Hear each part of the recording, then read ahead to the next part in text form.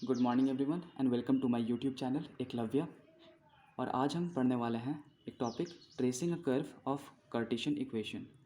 इसका मतलब आपको कोई एक कार्टेशियन इक्वेशन दिया हुआ होगा, उसका आपको कर्व कैसे फाइंड करना है वो मैं आपको बताने जा रहा हूँ। तो सबसे पहले हम लोग को कुछ रूल्स जानने होंगे। तो क्या क्या रूल्स हैं जिससे कि इसको यूज़ करके हम लोग ट्रेस कर पाएंगे एक कर्व, ठीक है। तो सबसे पहला रूल होता है सिमेट्री, ठीक है। सिमेट्री जो होता है वो चार टाइप के होते हैं। तो symmetry about X axis, symmetry about Y axis, symmetry about origin and symmetry about the line y is equals to X. तो सबसे पहले हम लोग पढ़ने जा रहे हैं सिमेट्री अबाउट एक्स एक्सिस क्या होता है। अ curve is symmetric about X axis when only even powers of y occurs in the equation. तो देख लीजिए एक इक्वेशन है 3y² + 4y⁴ is equals to 0। और डेफिनेशन में कह रहा है कि एक्स एक्सिस के सिमेट्रिक कोई भी कर्व तभी होगा जब जो भी इक्वेशन दिया गया है उसका जो y का पावर होगा वो हमेशा इवन होगा, ठीक है। तो इवन पावर ऑफ y ये सबसे ज़्यादा इंपॉर्टेंट चीज़ है, आपको दिमाग में रखना है, ठीक है। जितना भी y है सभी का इवन होना चाहिए। ये नहीं कि कोई एक y ऑड रह गया, जैसे कि पावर 3 5, तो उसको भी आप कह सकते हैं कि वाई एक्स एक्सिस के सिमेट्रिक है। नहीं, ऐसा नहीं होता है। जो होता है कि सिर्फ इवन होना चाहिए पावर वाई का। अब देखिए दूसरा point symmetry about Y axis, ठीक है। कब होगा symmetry about Y axis? A curve is said to be symmetric about Y axis when only even powers of X occurs in the equation. मतलब same इसी के जैसा है, सेम इसी के जैसा है, एक्स एक्सिस के सिमेट्रिक के जैसा है। एक्स एक्सिस में क्या था, वाई का इवन होना चाहिए, और वाई में क्या होगा, एक्स का पावर इवन होना चाहिए। जैसे कि आप देख लीजिए a curve is said to be symmetric about Y axis when only even powers of X occurs in the equation. मतलब इवन पावर ऑफ एक्स ही होना चाहिए इक्वेशन में। जैसे कि एग्जांपल में मैंने लिया है 2x² + 4x4 is equals to 0। मतलब ये जो दो पावर है, ये जो दो पावर है वो दोनों इवन है, तभी ये सिमेट्रिक होगा वाई एक्सिस के। अब देखना है सिमेट्री अबाउट ओरिजिन कब होगा। When function is an odd function that is in the value of original function f(x) when we replace x by -x, then if negative of x is equals to -fx, then function is symmetric about origin। इसका मतलब है कि कोई भी एक function मान लीजिए f(x) है, ठीक है। तो अगर x को -x से रिप्लेस कर देते हैं, ठीक है, तो वो अगर इक्वल होगा किसके, नेगेटिव ऑफ f(x) के, नेगेटिव ऑफ ओरिजिनल फंक्शन के। ये f(x) ओरिजिनल फंक्शन था हमारा, तो उसके अगर इक्वल होगा उसका नेगेटिव के इक्वल, तो हम लोग बोलेंगे कि सिमेट्रिक है ओरिजिन से। अगर ये आपको समझ में नहीं आया तो मैं आपको एग्जांपल से समझा दूंगा। तो ये रहा एक पहला एग्जांपल और ये रहा दूसरा एग्जांपल। तो पहले दूसरा एग्जांपल को समझते हैं हम लोग। मान लीजिए y is equals to sine X है, ठीक है। ये एक फंक्शन है तो हम लोग इसको लेट मान सकते हैं, let f(x) is equals to sine X, ठीक है। अब देखिए जो x था हम लोग को क्या करना है, रिप्लेस करना है, -x से, तो रिप्लेसिंग x बाई -x, ठीक है। तो जहाँ जहाँ x है वहाँ -x हो जाएगा, ठीक है। अब देखिए f negative of x is equals to sine तो ब्रैकेट में नेगेटिव x, ठीक है। अब हम लोग को पता है कि साइन नेगेटिव ऑफ x क्या होता है, माइनस साइन x होता है। आपने ट्रिग्नोमेट्री में जरूर पढ़ा हुआ क्लास 11th में।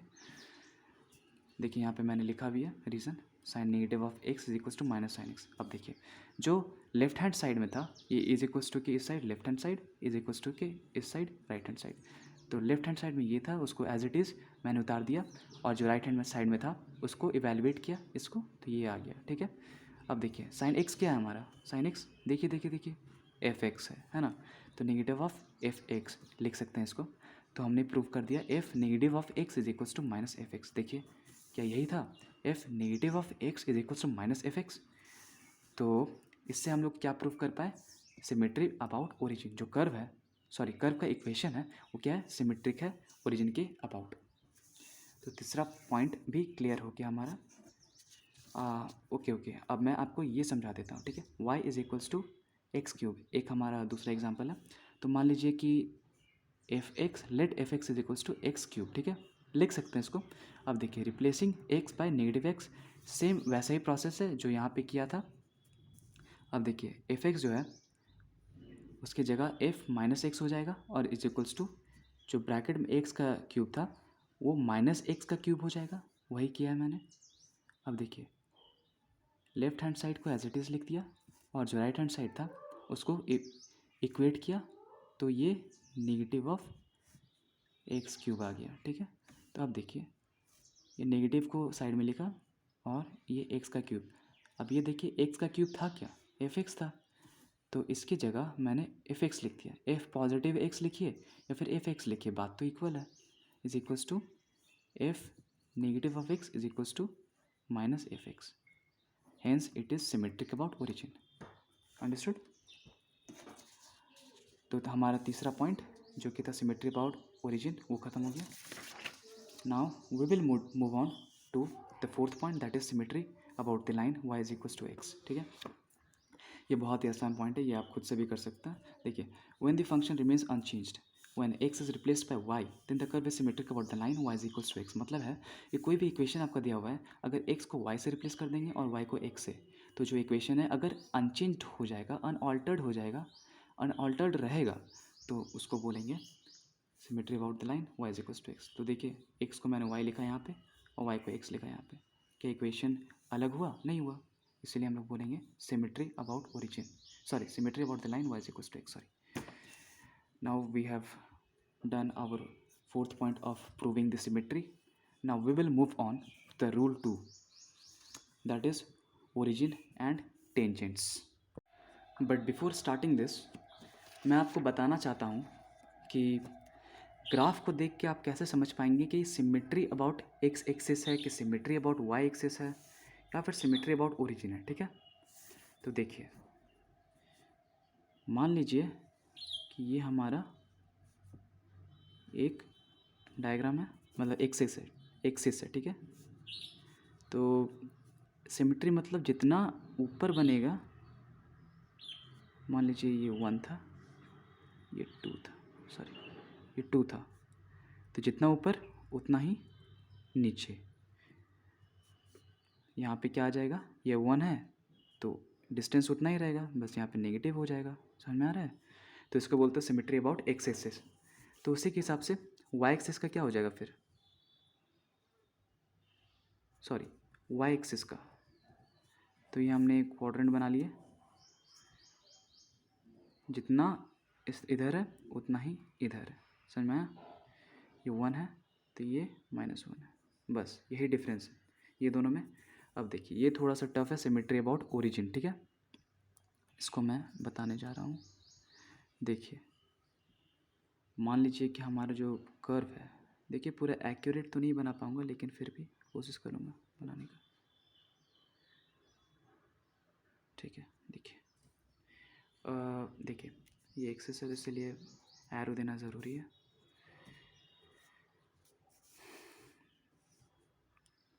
देखिए अब मैं समझाने जा रहा हूँ सिमेट्री अबाउट ओरिजिन। ठीक है, कैसे पता चलेगा?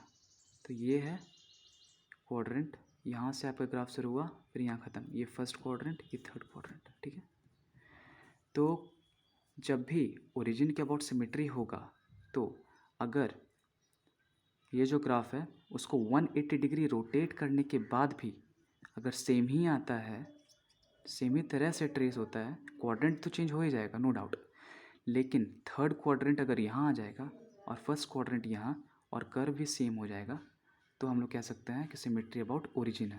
जैसे देख लीजिए 180 डिग्री कैसे होगा, मतलब कि ये जो पेज है अभी,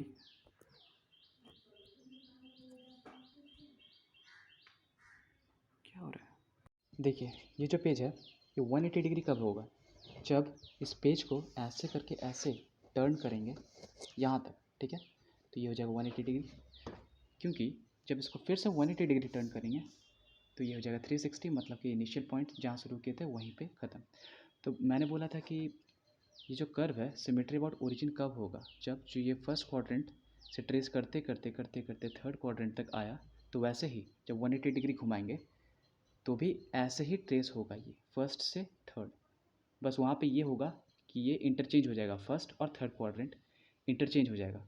अब देखिए ऐसे 180 डिग्री में घुमाया, अब देखिए ये जो फर्स्ट क्वाड्रेंट था थर्ड क्वाड्रेंट बन गया, लेकिन ये आ कैसे रहा है, जैसे वहाँ पे फर्स्ट से थर्ड आया था, बस ये दोनों इंटरचेंज हो गया, थर्ड फर्स्ट। इसलिए अब हम लोग कह सकते हैं कि ये जो ग्राफ है वो क्या है, सिमेट्री अबाउट ओरिजिन है। चलिए वापस से आ जाते हैं अब। तो हमने देख लिया सिमेट्री अबाउट ओरिजिन, ठीक है। अब वापस हम लोग चलते हैं अपने रूल नंबर 2 पे। फर्स्ट पॉइंट ख़त्म। एसिम्प्टोट्स। अब एसिम्प्टोट्स क्या होता है? It is a straight line at finite point from origin, ठीक है। ये एक स्ट्रेट लाइन होता है, चाहे वो जो एक्स एक्सिस है उसके पैरेलल हो या फिर वाई एक्सिस के पैरेलल हो, लेकिन वो होता है क्या है, एक स्ट्रेट लाइन जो कि ओरिजिन से फाइनाइट पॉइंट पे होता है, ठीक है। ओरिजिन से कुछ दूरी पे होता है, to which curve does not meet but approaches it at infinity. ये इन्फिनिटी है, ठीक है। मतलब जो कर्व है वो मीट नहीं करता उस एसिम्प्टोट को, उस स्ट्रेट लाइन को। जो कर्व जो है वो मीट नहीं करता लेकिन अप्रोच करता है इन्फिनिटी पे। जैसे कि मैं आपको एक फिगर से समझाता हूँ, ठीक है। मान लीजिए ये क्वाड्रेंट, ये 4 क्वाड्रेंट है। तो एक्स एक्सिस के कुछ दूर पे मान लीजिए एक लाइन है, ठीक है। और ये एक कर्व, तो ये इन्फिनिटी पे जा रहा है, ठीक है। तो ये हो गया एसिम्प्टोट। ये जो कर्व है ये इन्फिनिटी पे जाके इस लाइन को मिलेगा या फिर अप्रोच करेगा, तो उसको बोलते हैं एसिम्प्टोट इस लाइन को। तो ये एक्स एक्सिस पे है, तो इसका इसका इक्वेशन हो जाएगा x is equals to a. अगर इस तरफ रहता तो इसका इक्वेशन हो जाता x is equals to minus a, क्योंकि ये पॉइंट है माइनस ए।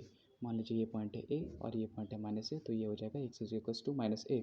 और उसी तरह से अगर वाई एक्सिस पे रहता तो, और ये पॉइंट हो जाता मान लीजिए बी माइनस बी है, तो ये हो जाता Y is equals to minus B. समझ में आया? बहुत अच्छा। अब आगे बढ़ते हैं। हाँ, अब देखिए,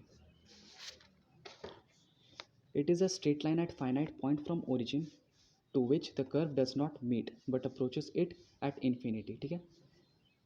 पैरेलल टू एक्स एक्सिस। अब पैरेलल टू एक्स एक्सिस कब होता है asymptote? Parallel to x axis मतलब क्या होता है? अभी अभी बताया था, देखिए ये एक्स एक्सिस है, तो कोई भी लाइन मान लीजिए ये है, तो ये हो गया पैरेलल टू एक्स एक्सिस, ठीक है। कब होगा? Equating the coefficient of the highest power of x in the given equation two zero. जब भी कोई भी इक्वेशन है उसका जो हाईएस्ट पावर है उसको हम लोग इक्वेट कर देंगे ज़ीरो, तो निकल जाएगा asymptote parallel to x axis. मतलब एसिम्प्टोट होता क्या है? एक स्ट्रेट लाइन, ठीक है। तो वो स्ट्रेट लाइन एसिम्प्टोट हम लोग का निकल जाएगा। अब देखिए ये जो equation 2x² plus 3y plus 9x to the power 4 is equals to zero, ठीक है। तो ये एक्स का वाई का वेरिएबल का, मतलब एक्स और वाई दोनों वेरिएबल का कर्व है। अब देखिए एक्स का हाईएस्ट पावर हम लोग को निकालना है ना, तो एक्स का हाईएस्ट पावर क्या है? X to the power 4। तो उसका जो कोफिशिएंट है उसको हम लोग को इक्वेट करना है टू ज़ीरो, ठीक है, टू ज़ीरो। तो 9 इज इक्वल्स टू ज़ीरो हो जाएगा, जो कि मीनिंगलेस है।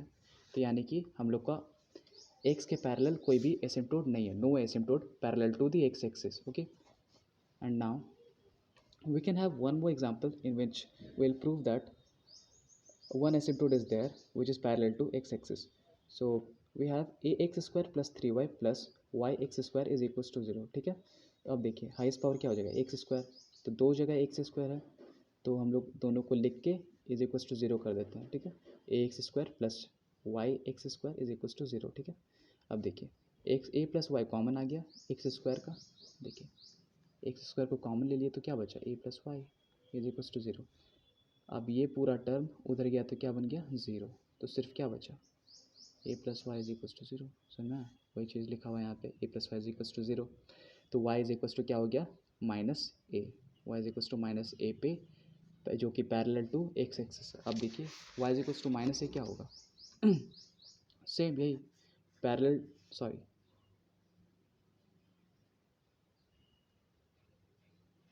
हाँ यही पैरेलल टू एक्स एक्सिस भी है, और y is equals to minus b भी। यहाँ पे भी आप ए भी मान लीजिए, माइनस ए चलेगा, ठीक है।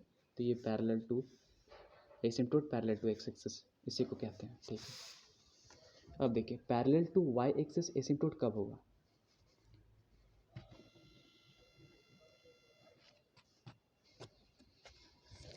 Equating the coefficients of the highest power of y to 0 in the given equation. तो सिमिलरली देखिए जो एक्स एक्सिस में करना था वैसा ही वाई एक्सिस में ही करना है। बस एक्स एक्सिस में एक्स एक्सिस का हाईएस्ट पावर का कोफिशिएंट को इक्वेट करना था 0 के इक्वल, इसमें वाई का कोफिशिएंट को इक्वेट करेंगे, वाई का हाईएस्ट पावर का कोफिशिएंट को 0 के इक्वल इक्वेट करेंगे। तो एक कर्व लेते हैं जिसका इक्वेशन ये है, तो y टू द पावर 4 हो जाएगा हम लोग का हाईएस्ट कोफिशिएंट वाला टर्म, तो उसका जो हो जाएगा कोफिशिएंट 5 हो जाएगा, माइनस एक्स हो जाएगा, तो वही है +5 minus x is equals to 0, तो x इज इक्वल्स टू 5 पे बनेगा। ठीक है, आपको समझ में आ गया होगा। फिर से समझते हैं। 5y टू द पावर 4 है plus 2x² minus x y to the power 4 is equals to 0, तो 5y4 minus xy4 is equals to 0। अब y टू द पावर 4 को कॉमन ले लेंगे, फिर राइट हैंड साइड भेज देंगे, तो राइट हैंड साइड पूरा 0 हो जाएगा, बचा है क्या माइनस एक्स प्लस 5, तो minus x plus 5 is equals to 0, तो x इज इक्वल्स टू 5। समझ में आया। अब देखिए एक नोट, बहुत ही इंपॉर्टेंट नोट दिया हुआ है। It is not necessary that all the curves has asymptote true said, कि ज़रूरी नहीं है कि सारा ही कर्व का एसिम्पटोड होगा। ठीक है, अब देखिए रूल नंबर 4। ठीक है,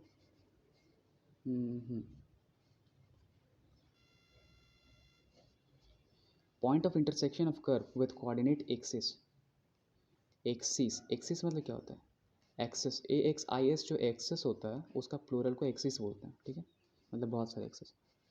point of intersection of curve with the coordinate axis, कैसे निकालेंगे हम लोग point of intersection. Coordinate axis मतलब क्या होता है, एक्स एक्सिस को और वाई एक्सिस को कोऑर्डिनेट एक्सिस बोलते हैं। ठीक है, अब देखिए वंस एक बार हम लोग को इक्वेशन में x is equals to 0 put करना है, तो उससे क्या होगा, हम लोग को y का वैल्यू मिल जाएगा, और दूसरी बार again put y is equals to 0, जो कर्व का इक्वेशन था उसमें y इज इक्वल्स टू 0 का वैल्यू पुट करना है ताकि हम लोग को x का वैल्यू मिल जाए। ठीक है, तो उसके हिसाब से पहला क्या मिलेगा, 0 कामा y मिला, और दूसरा में ये y0 है, मतलब y0 और x का वैल्यू x कामा 0। ठीक है, तो ये दोनों पॉइंट मिल जाएगा, तो उससे क्या होगा कि हम लोग को पॉइंट ऑफ इंटरसेक्शन मिल जाएगा ऑफ द कोऑर्डिनेट एक्सिस।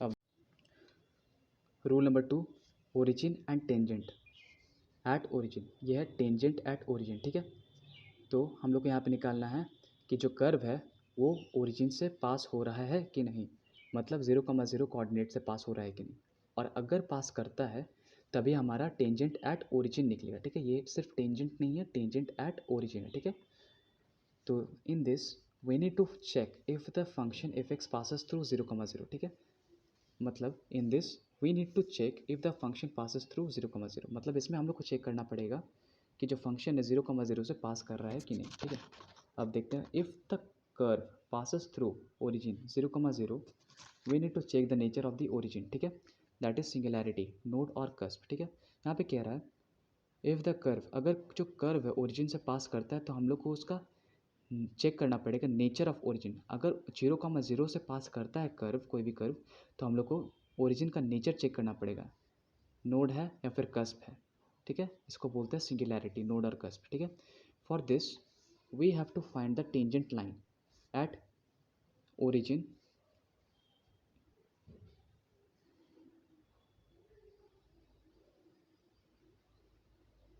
ठीक है, for this we need to find the tangent line at origin by calculating the lowest degree term to 0। ठीक है, अब नेचर ऑफ ओरिजिन फाइंड करने के लिए हम लोग को फाइंड करना पड़ेगा tangent line at origin by calculating lowest degree term to 0। ठीक है, हम लोग को क्या करना पड़ेगा, जो भी कर्व का इक्वेशन दिया हुआ है उसका जो लोएस्ट डिग्री टर्म है उसको इक्वेट करना पड़ेगा 0, तब हम लोग का टेंजेंट लाइन मिल जाएगा, और जब टेंजेंट लाइन मिल जाएगा तो हम लोग को नेचर ऑफ ओरिजिन पता चल जाएगा कि नोड है कि कस्प। अभी जो मैं बोल रहा हूँ वो मैं आपको बताऊँगा धीरे धीरे आगे, ये आगे सारा वही चीज़ है, थोड़ा कटा हुआ है, माफ़ करना।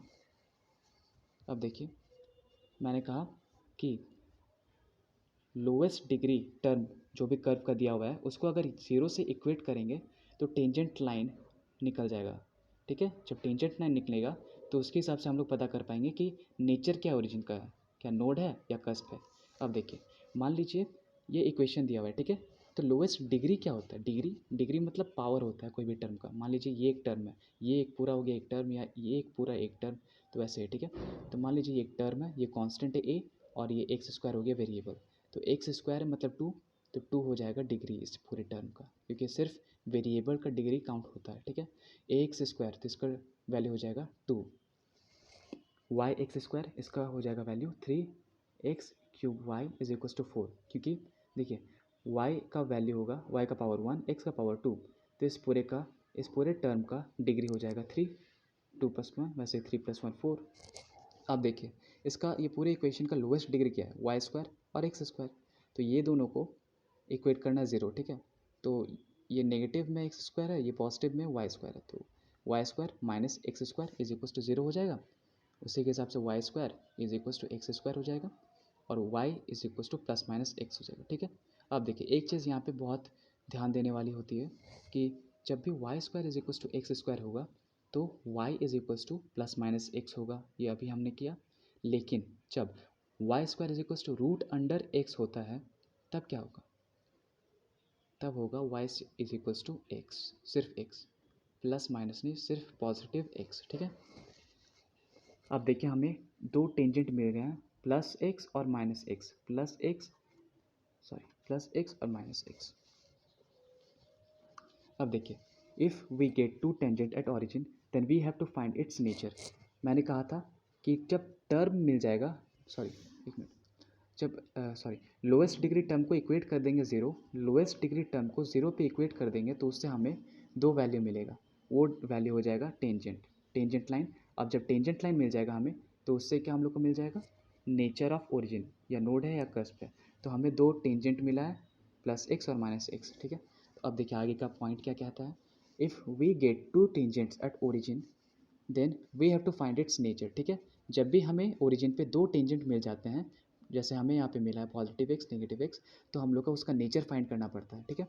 If both the tangents are real and distinct, real and distinct मतलब रियल नंबर मतलब क्या, कोई भी वैल्यू रियल लाइन में ले सकते हैं, -∞ और +∞ के बीच में, ठीक है।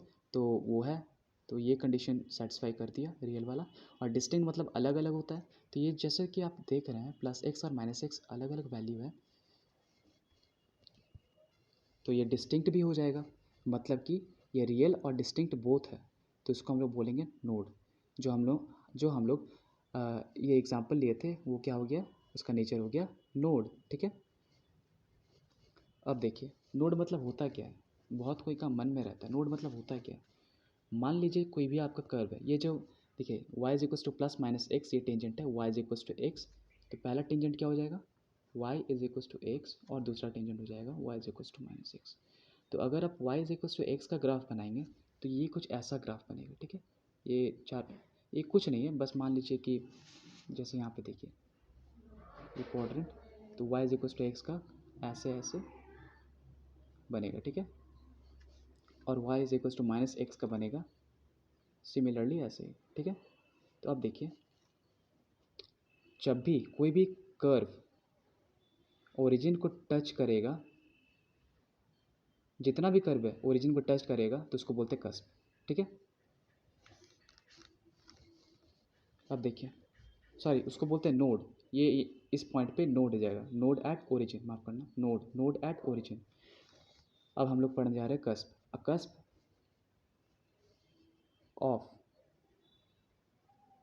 of the two tangents are a cusp if the two tangents are real and coincident।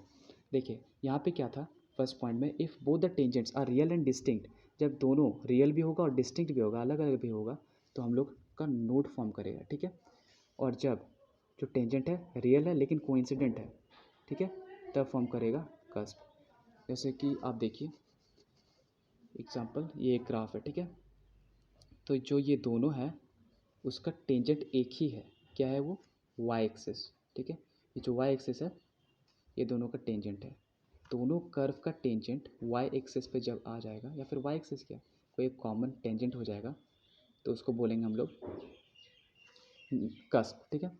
अब कैसे मैं आपको बताता हूँ ये टेंजेंट कैसे, जैसे ये जो है इस कर्व को टच करते हुए y एक्सिस जा रहा है, ऐसा भी आप कह सकते हैं, और इस कर्व को भी टच करते हुए y एक्सिस जा रहा है, तो ये एक टेंजेंट हुआ कि नहीं। टेंजेंट क्या होता है, एक लाइन जो किसी कर्व को एक पॉइंट पे टच करते हुए जाए, है ना। इसीलिए हम कह सकते हैं कि ये एक टेंजेंट है जो कि कॉमन टेंजेंट है इस दोनों कर्व का, इसीलिए ये जो पॉइंट हो जाएगा इसको बोलेंगे हम लोग कस्प, ठीक है, याद रखिएगा कस्प और नोड, ठीक है। तो इसी के साथ हमारा रूल नंबर 2 भी ख़त्म हो गया। अब शुरू करते हैं रूल नंबर 3, ठीक है। देखिए रूल नंबर, तो रूल नंबर 3 में हम लोग सीखेंगे एसिम्पटोट्स निकालना, ठीक है। ये हमारा लास्ट रूल है, रूल नंबर 5, जिसमें रीजन निकालना है। रीजन मतलब by finding the domain of x in the equation, ठीक है। मान लो कोई आपको इक्वेशन दिया हुआ है y is equals to root under a minus x divided by a plus x, ठीक है। तो सिर्फ उसका आपको डोमेन निकालना है बस। तो डोमेन निकालोगे तो आपका रीजन फाइंड हो जाएगा।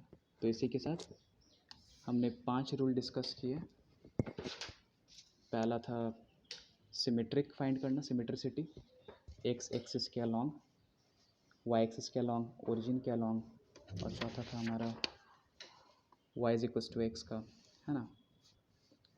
तो एक बार आप पूरा, एक मिनट देख लीजिए आप पूरा अच्छे से, कहीं पे छूट ना गया, अच्छे से।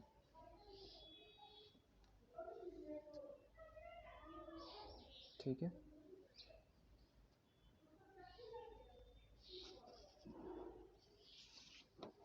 इस साइड भी।